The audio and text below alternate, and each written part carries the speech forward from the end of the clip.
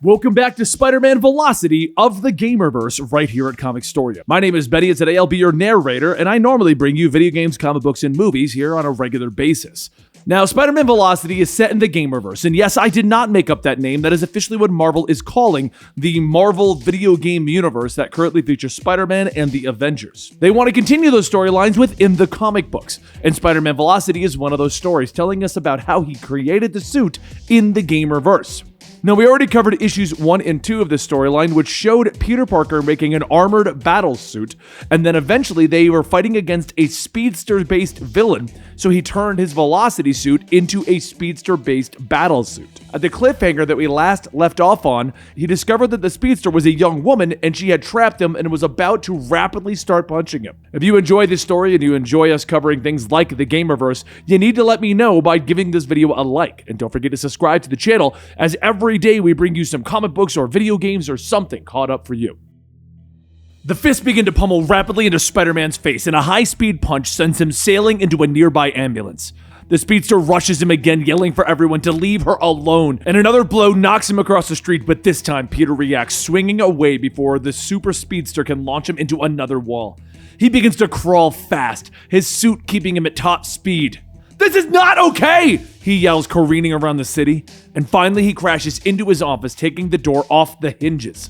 The power core in his suit pulsating as it threatens to go critical, but he rips it free in time and the whole world slows down. He turns vomiting as he rips off the helmet.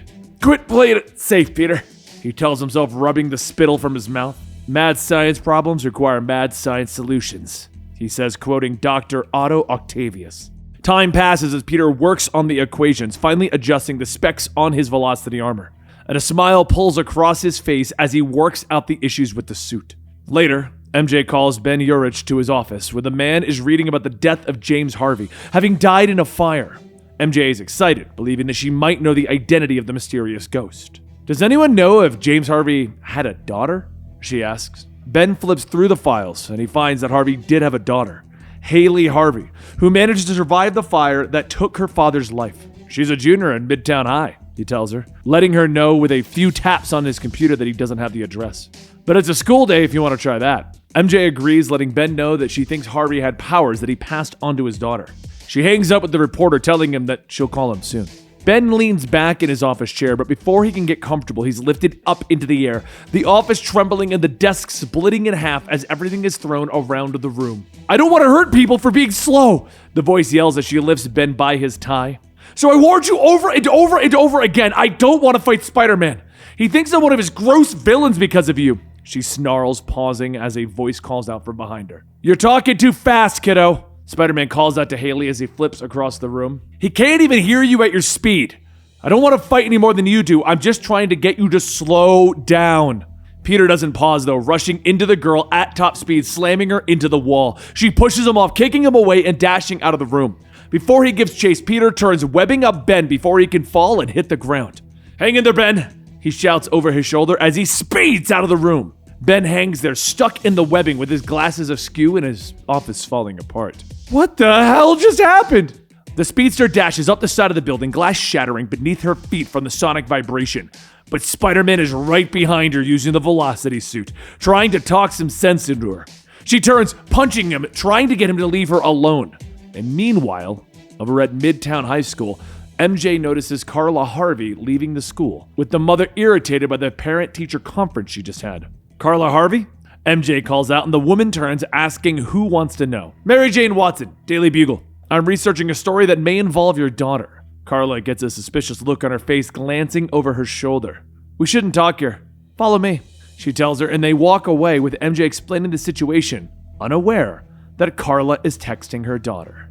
Meanwhile, the super speedster fight has brought the two of them to the park. "Please, kid!" Peter calls out, but Haley isn't listening. She whirls on him, throwing another speed punch into his chest. "I'm sorry," Peter tells her, "but these speeds are too dangerous. I can't let you run around like this." Haley just whirls around, dashing over the pond. "If you could catch me, you would have." Peter tries to stop her with his webbing, but it barely slows her down. Her phone then buzzes with a warning from her mother that a reporter is snooping around, and in an even faster blur, Haley suddenly dashes away. At the Harvey residence, Carla pours MJ a cup of coffee, explaining that Haley's powers only started a couple months ago. We thought we were done with the nightmare. After the fire and that ridiculous murder investigation, Carla then turns away, letting MJ know that she knows the original reporter was sent by Norman Osborn to root James out, to cover up his mistake. That doesn't sound right to MJ though, and she flips through her notes. According to my notes, James reached out to Maggie himself. He said he wanted to out Oscorp, shine a light on their illegal genetic testing, save other people from suffering like he did. Carla drops the pot of coffee, shock on her face. No, she whispers softly, and suddenly the living room is thrown into turmoil as MJ is lifted off the ground. The room shakes with the couch lifting into the air as the TV cracks. What are you doing in my home? Haley booms, throwing MJ back and forth across the room as her mother comes in, trying to yell for Haley to stop. But the girl isn't listening anymore, running around the room so fast that sparks are beginning to ignite and her body begins to smoke. Spider-Man leaps into the room from the destroyed window. Sorry, I got this. But Haley isn't listening as she bursts into flames. Spider-Man collides with her and the two are thrown out a window. You set me on fire! Haley yells at the wall crawler. I didn't, Peter yells back, shooting a web swinging away. Even though Haley is on fire, it doesn't seem to be affecting her as she beats against Spider-Man and his armor. They both start to ignite though, with Spider-Man's webbing snapping and they plummet into the Hudson River, dousing the flames quickly. In the cool water, Spider-Man turns with Haley drifting away, knocked out by the force of the impact, so he grabs her, swimming to the surface. Back at the Harvey's apartment, MJ is dusting herself off as Carla runs in, dousing the flames with a fire extinguisher. I got it, she yells, and MJ stands there looking out the shattered window.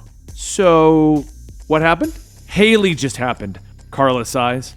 She sits in a battered chair telling MJ how she blamed everyone for what happened to James. Filling my daughter's head with anger her whole life.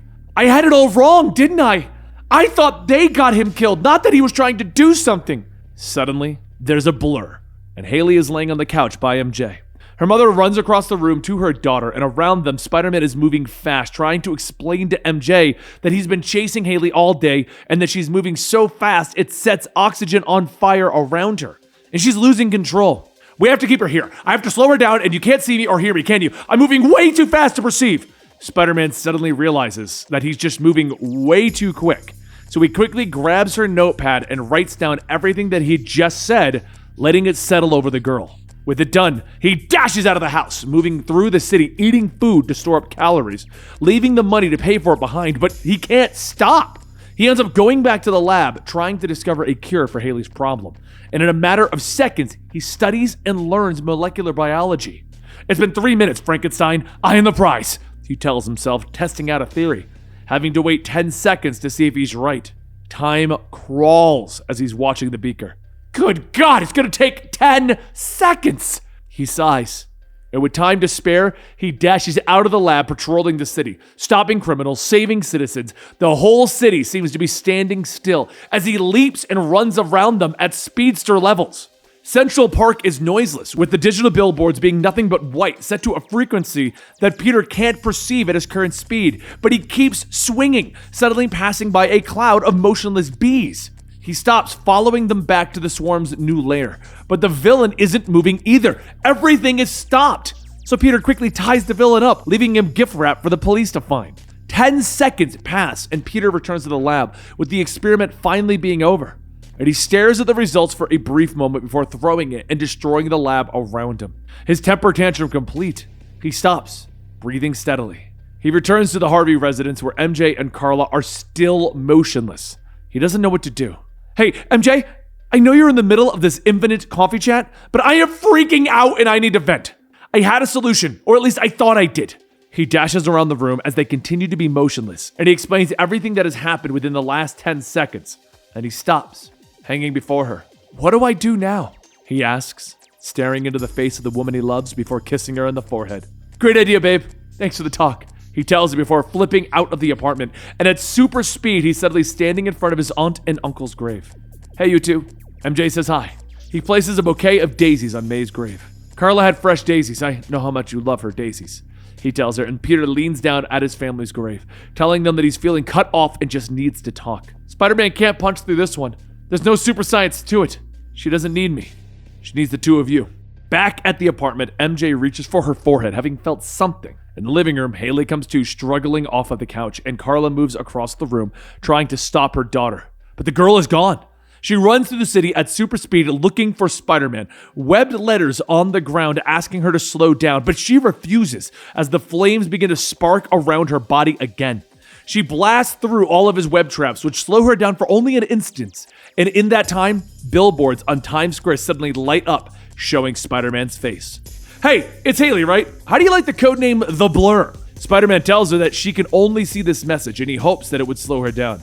I'm hoping we could talk, he tells her, appearing behind her. The girl turns, anger flashing in her eyes. Keep on hoping, she shouts, throwing another punch. Haley turns on the web slinger, ripping him off of his webbing. Listen, you're obviously plenty mad, but not at me.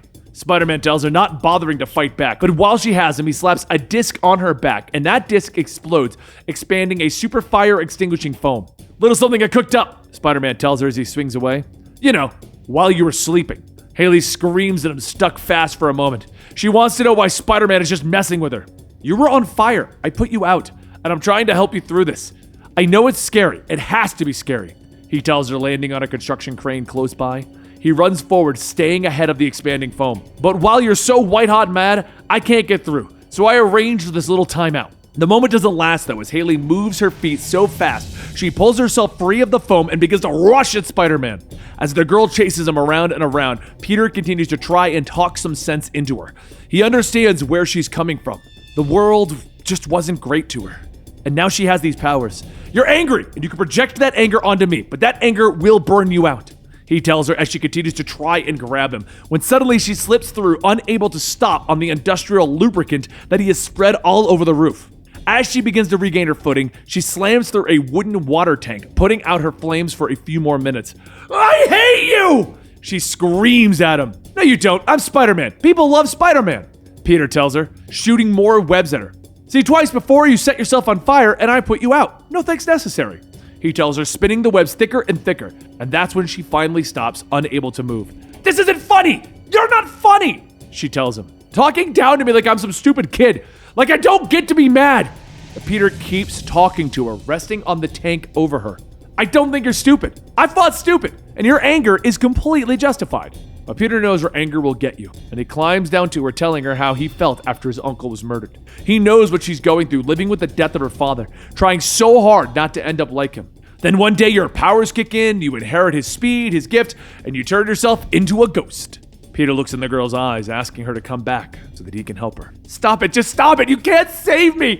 I was born like this, and if you're right, if these powers are gonna burn me up like they did my dad, that's life, and I'm not slowing down. It's not like anyone can cure me. But Peter responds to that by pulling out a vial of green liquid. Actually, I worked up a vaccine while you were out. I'm pretty sure I can cure you. If I wanted to, but I don't, Peter says, smashing the vial in his hands. Shock plays out across Haley's face, but quickly turns to anger as she snaps herself free. Why would you do that? She screams. Spider-Man swings away, trying to move fast as the girl is now rushing at him, and she slams into him with the two of them falling down towards the street below. As they fall, Haley continues to yell, continuing to slam onto Spider-Man with her super fast punches, but Spider-Man doesn't fight back. Haley, listen, something scary is about to happen, but I've got you. Hold on. They slam into the ground at super speed, cracking the pavement, sending cars flying around them. Are you okay? Spider-Man asks, struggling to his feet. But Haley is up ranting about why would Peter destroy the cure? Because how much worse would this city be without Spider-Man? He asks her. How many people would be worse off if someone had taken my powers away back before I knew what I was doing? When I was a scared teenager just using my new tricks to do bonehead teenager things. The power core in Peter's armor begins to pulse as it overloads and he reaches for it. I'm not taking your father's gift away before you have decided how you're going to use it. I do think I can help you regulate your speed, but if you want my help, you're going to have to slow down. Peter rips the core out of his chest before it's able to explode, disabling the speed of the velocity armor. Hours later, MJ is on the phone with Ben, giving him the information for the story, but unsure how he will write it without exposing the girl. Ben smiles, telling her that she'll be the one writing it. After she hangs up the phone, MJ turns to a battered Peter struggling through the window. Oh my God, Peter, I was so worried. What happened? She says, helping him to a chair. I'm not sure. The suit blew up and I woke up alone in the street, Peter tells her. He tells her that it could have been worse though. since Haley didn't kill him and she doesn't seem to have burned up. I guess she heard me, and she slowed down. Days later, Haley finds a newspaper in a box waiting for her on a fire escape. She reads the MJ article, realizing that she made the story about her father in his quest to expose Oscorp. She yells out the window, wanting Spider-Man to know that this doesn't make them even. And as she looks at the box, this better be a box full of cookies or concert tickets, she grumbles, opening it up. But a smile pulls across her face as she looks inside. Moments later, she's streaking through the city in her new suit. Haley, the note read inside, "A wise man once told me, with great power, there must also come great responsibility. A smart man once helped me build a high-tech supersuit, and the best woman I ever know helped me off the ground 1,000 times. Twist clockwise for fast, counterclockwise for slow. I'm here if you need me. Go be great. Spider-Man." And there you have it, the conclusion of Velocity. Now, the Gamerverse is continuing. We've got a solo issue for Iron Man, we got a solo issue for the Hulk, and then we've already got the next Spider-Man storyline, the Black Cat DLC, done up in comic book form. If you guys want more of that, then do me a favor. Subscribe to the channel. We bring you video games, comic books, and movies on a completely regular basis. You can also give this video a like. And keep in mind, videos like this are made possible by our Patreon. If you want early access to our videos and you also want to get things like unedited versions of our podcast, join us over there. And you can also join our community on Discord, where we can talk about all your favorite comic book news, knowledge, and whatever you want. I'll see you guys next time right here. And thank you for joining me for the Spider-Man Velocity storyline.